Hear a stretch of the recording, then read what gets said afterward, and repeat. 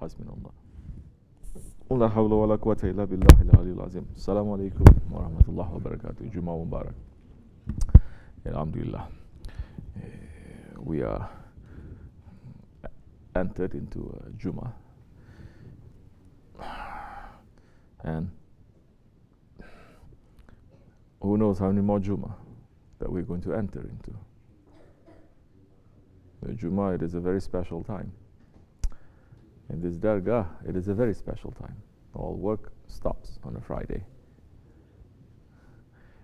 All work really stops Thursday night. You prepare yourself, you take a shower, you clean yourself, you look forward to the next day because the Eid is a day of celebration, a day of rest. So, on a Friday morning, you have a nice breakfast, you stay up a little bit, you get ready for the Jummah. And after the Jummah, we sit, we talk a little bit, you listen a little bit, we have some tea, and then you continue. But the day is different. It is different. It feels different. You must make it different. It cannot be the same. Don't make your Saturdays and Sundays to be different. What? Because they are weekends that they are different. Make your Fridays to be different. For 1400 years, this has been the holy day of the Muslims. Until Judgment Day, this will be the holy day of the Muslims, but not just by word. We don't want to fall into that category that Hujjatul Islam Imam al-Ghazali is saying, what? If you don't look forward to the Friday, if you are not preparing for it, if you don't know which day it is in the morning time, you say, oh, what day is today, Friday? Oh, then you are the most wretched person. What does wretched means? What does wretched mean? You American type people. You know English better than me. What is it saying?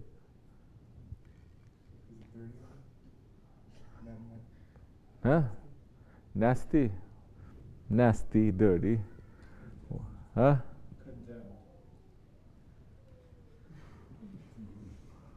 You know that, huh? Condemned. Cursed. A word, people don't use it. Very cursed. Very bad misfortune. We don't want to say luck. There's no such thing as a luck.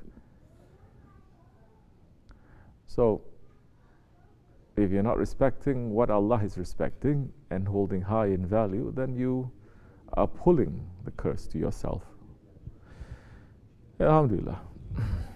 Our Shaykh has taught us how to behave in these days, but don't let it to become a ritual. Don't let it to become a habit. Don't fall into a robotic action on these days also. Make it different, inshallah rahman. Alhamdulillah. We just had the khutbah. Let me see if how many of you remember what the khutbah is saying. What is the khutbah? What do you remember from the khutbah? What is it saying to you? I don't want a summary. I just want what the khutbah, the most important thing to you. What is it saying to you? What it's saying to you? And? There were battles fought for Islam in the month of Shawwal.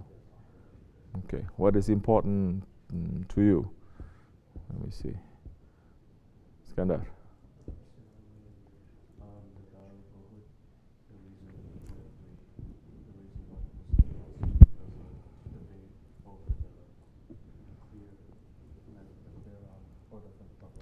Right. Okay. So, we are learning how important history is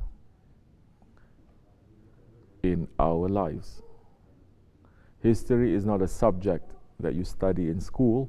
Once you leave school, then it doesn't make any difference to you. No. History is something that you are living in. It is inside of you. It is in your life. The man who doesn't know his yesterday will not know his today. He will not know, and he will never know what tomorrow is going to bring.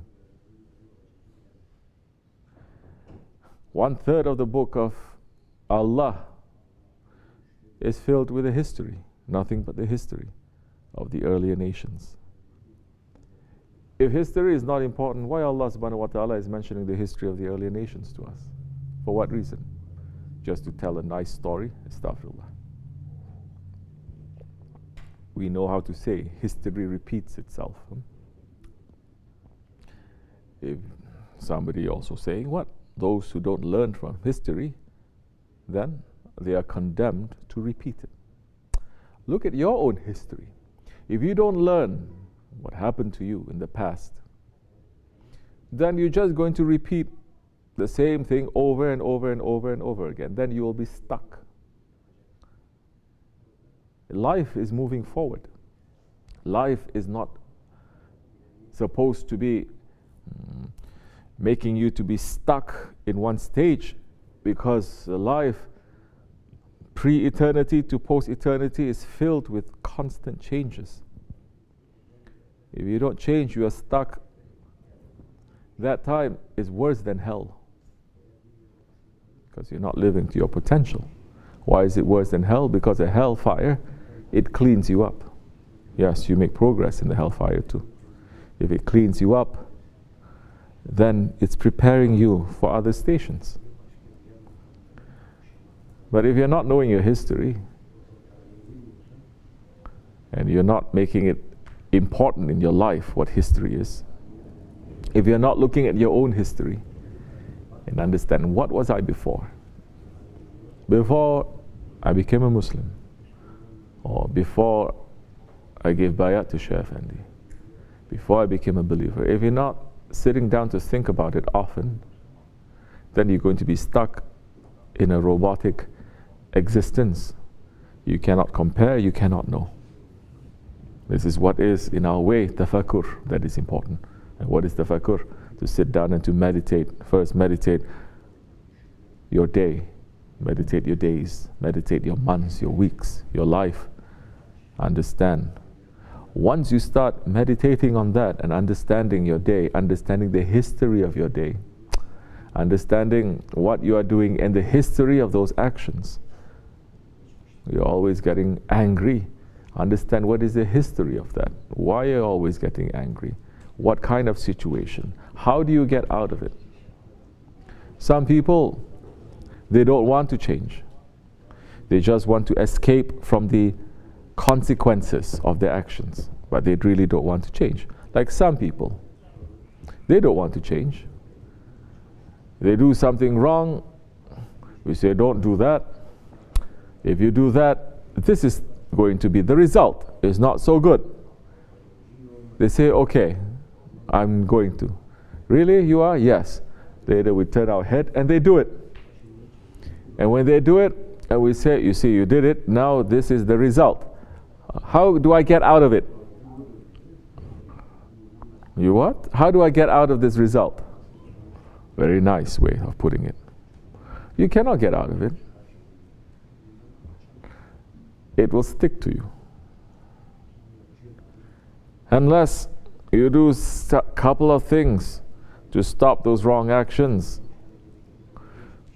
When you do something wrong, and you run to do something right, then that's the time you can move forward. But those ones who say, how do I get out of this? Meaning, how do I escape from this today? Because tomorrow I'm going to do it again. They're not saying tomorrow I'm going to do it again. That when they do it again, this is the result. How do I get out of this? Over and over and over again. So they're stuck. No change going to happen to them. And it's a very bad situation now. And so the history that we have to know in ourselves, from our communities, the history that we have to know of our faith, it is very important for the believers. Be busy with that and understand. We spoke about some things, the khutbah today, to make us to come out from this stuck position thinking that Islam has always been like this, or the Muslims have always been like this since the beginning. No. Muslim situation have always been like this. No, it hasn't. Islam, Muslims 1,400 years. And that majority of that time, maybe for 1,300 years, it was always rising and victorious and triumphant. It has never fallen into a disgraceful situation like this. It falls into a disgrace because we are rejecting the sign of Allah. We're rejecting the Khalifa of Allah. We're rejecting Allah to be ruling over us, saying we want to rule over ourselves. That's when the protection is lifted and we become into this very dishonorable position. But this dishonorable position doesn't just belong to us. It starts to spread to the whole world. The whole world falls into a dishonor. Whole world, mankind turns to become beasts, and wild beasts, and worse than that. And Muslims, they start losing their Prophet. They start losing the lifestyle of the Prophet. The religion becomes clothes that they just put on and they take off whenever that they want. It is not something that comes from their heart, from something inside. If we don't know our history, that time we're in a very, very dangerous situation. Imagine you wake up in the morning and you don't know your history. Imagine that. You don't know your history. You don't know your name. You don't know why you are here. You don't know why you're wearing these clothes. You don't know who belongs to you. You belong to whom. What belongs to you. Nothing. You don't know your history. Do you think you're going to be an intelligent and a strong and an alert and a good person? Now imagine you wake up and you don't remember your history, and you have some evil, kind people around you. When you wake up, your name is Hassan, you are 25 years old, you go to school here, your parents are this is but you don't remember any of this, and this evil kind of person says, no, your name is Emin, and you are a soldier, and you have killed so many people, and your whole family is dead because they killed you. Now you have to take revenge. What do you think is going to happen to that person who didn't know his history? He's going to become what they call like a monster. Like, you know that book, Frankenstein? You're going to become like that Dr. Frankenstein, his monster. Because now you don't know your history, someone is whispering to you, and you are going to be that person that one is putting inside of you. So if you're awake and you know your history, you're not going to be in a dangerous position.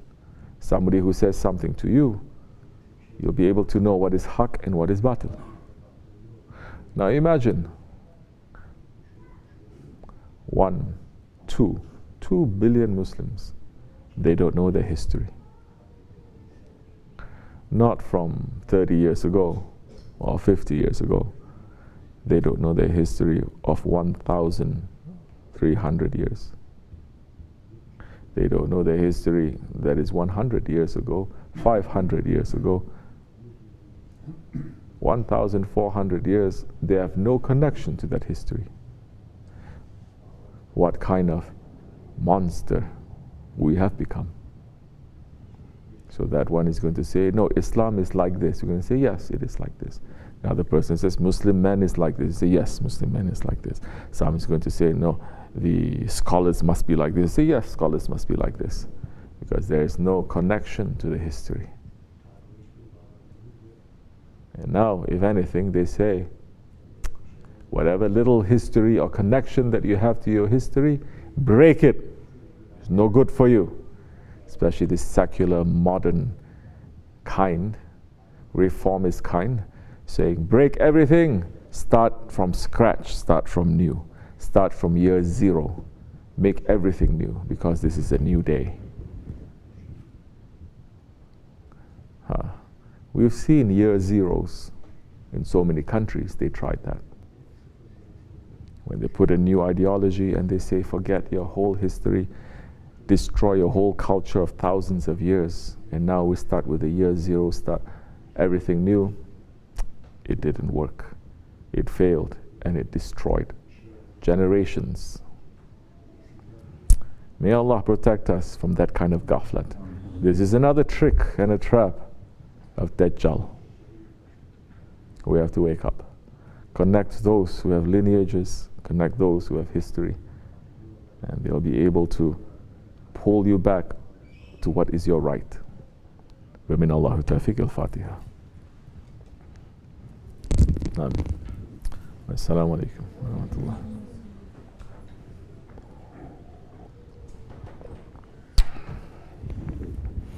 Okay.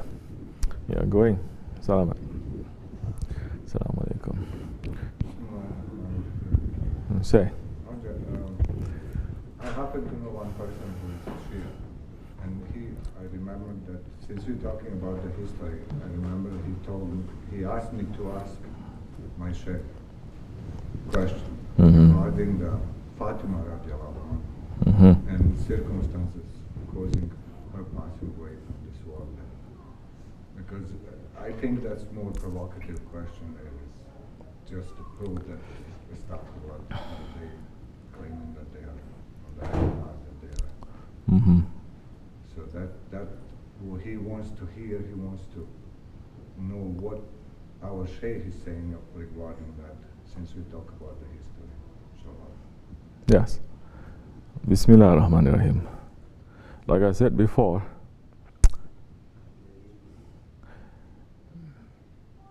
if you're not understanding history from the eyes of the Ahlul Haq, the people of truth, then you are just going to understand history from people who say they represent truth, but they don't. On the one hand, we must learn our history to learn from it, to take lesson from our history. And the history of Islam, although it's 1,400, 300 years, it's filled with millions of things, but still you do not find Muslims being stuck in history, do you? For example,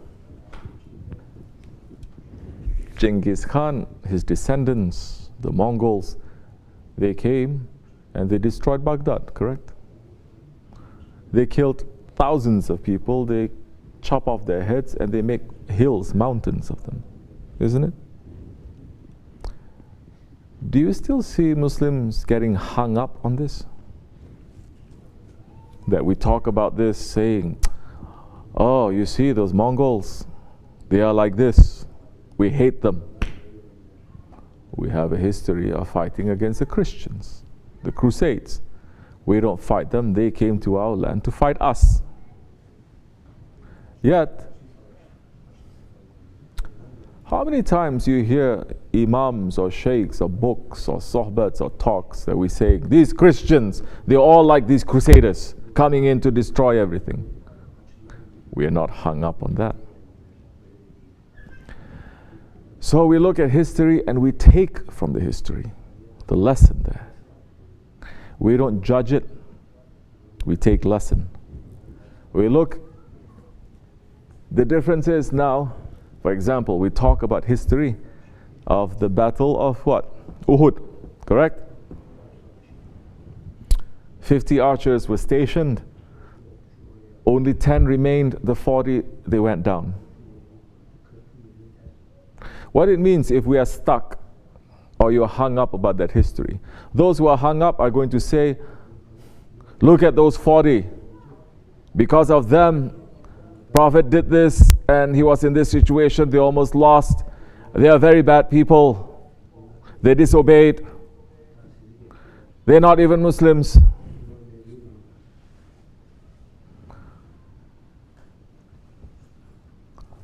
There are those who are judging that history according to that. They are hung up on that.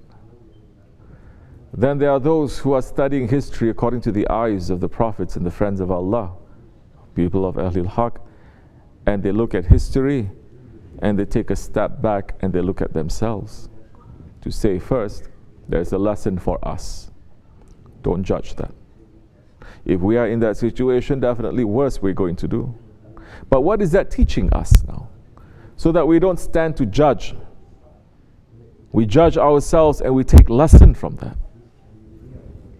Now what about those ones who are learning history through the eyes of people who are not in the way of Siratul Mustaqim? And their history is now not looking at that lesson, stepping back, but being as if they are inside that history, getting very emotional and getting very invested in that they cannot take a step back to understand.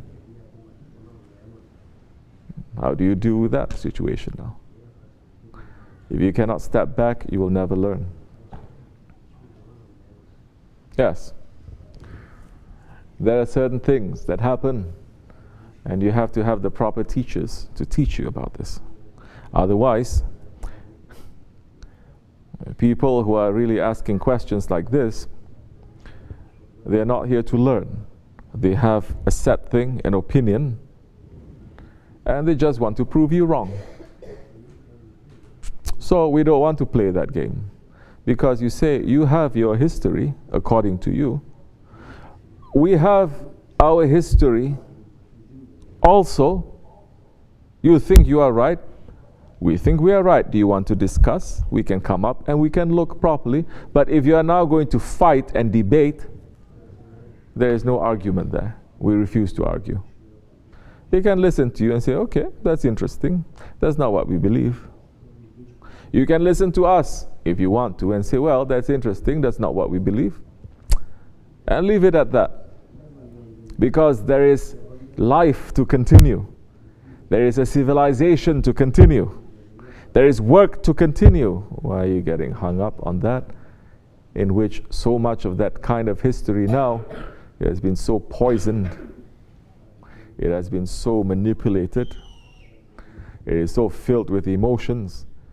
And when that history, especially with certain people, those kinds of historical incidences, they are brought forward, it is never to look at it properly, rationally, coolly. It is always to whip up your emotion until you become very emotional and you lose your head and you start crying and screaming and hitting and cutting yourself over it. How are you going to sit down with someone who is so invested with a history like that with us now? How are you going to? It's impossible. It's like if, for instance, we're remembering the history of the Crusaders. Always we're going to talk about the Crusaders and talk about what wrong they did and how they destroyed so many people, and we make show about it, like a play about it, people dressing up like this. And we make sure that our young ones also hate them, and we become so passionate about all these kinds of things. Do you think that time when we're filled with that kind of understanding, we can come down and sit with someone to say, look, so these are the facts. You think you're ever going to be able to separate yourself? Impossible. But there are facts. There are facts concerning that. Hazrati Fatima. There are facts concerning Hazrati Ali. There are facts concerning Hazrati Aisha. There are facts concerning Hazrati Muawiyah, radiallahu anhum ajma'in, all of them. But now, if you are stuck in that and you're not taking lesson from that, that means you're stuck. Then no good is going to come out from it. Then it's just a contest. You are wrong, I'm right. I'm right and you are wrong. What are you going to learn from that? What are you going to teach with that? And may Allah take us out from this confusion. Assalamu alaikum wa rahmatullah.